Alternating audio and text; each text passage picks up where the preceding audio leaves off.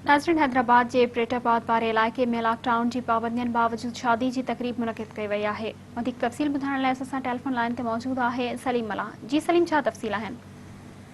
जी बिल्कुल, हैदराबाद में ग़रीब माण्हूअ जे लाइ हिकिड़ो ऐं 72 माण्हू जे लाइ ॿियो कानून आहे। 72 शख़्स जे पुट जी जेका शादी आहे उन दौरान इंतिज़ामिया ऐं पुलिस जेको आहे जे साम्हूं जेको आहे कानून जी लताड़ कई वई आहे। परेट आबाद में गुज़रियल राति जेको आहे पाबंदी बावजूद फुल प्रोटोकॉल में शादी थी आहे, हवाई फायरिंग थी आहे, आतिशबाज़ी कई वई आहे, खुलेआम असले जी निमाश कई वई आहे, रोड ते डांस सां गॾोगॾु लखे रुपए जी आतिशबाज़ी कई वई, हवाई फायरिंग ॿुधी जेके लाॻापियल थाणे जा जेके अमलदार आहिनि उहे त न पहुता आहिनि।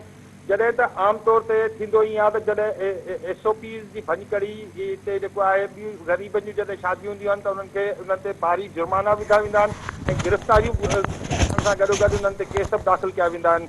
पर हीअ जेका शादी आहे अनोखी शादी थी आहे जंहिंमें न त कंहिं क़िस्म जो को केस दाख़िल थियो आहे, न ई जेको आहे फायरिंग कंदड़ थोरे SOP जी ख़िलाफ़ वर्ज़ी कंदड़ ख़िलाफ़ को जेको आहे कानूनी कारवाई थी सघी आहे। जी सलीम, तफ़सीली ख़बर ॾियण लाइ मुंहिंजी महिरबानी।